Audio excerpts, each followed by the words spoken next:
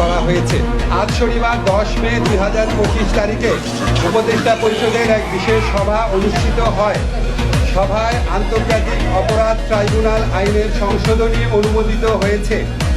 সংশোধনী অনুযায়ী আন্তর্জাতিক অপরাধ ট্রাইব্যুনাল কোনো রাজনৈতিক দল, তার অঙ্গ সংগঠন বা সমর্থক গোষ্ঠীকে শাস্তি দিতে পারবে।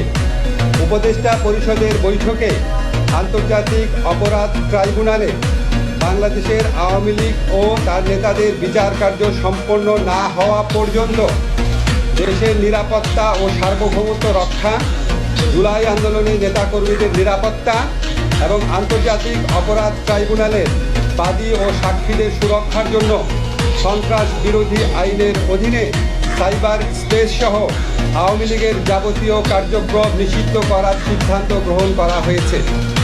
এ বিষয়ে প্রয়োজনীয় পরিপত্র পরবর্তী কর্মদিবসে জারি করা হবে। আওয়ামী লীগের যাবতীয়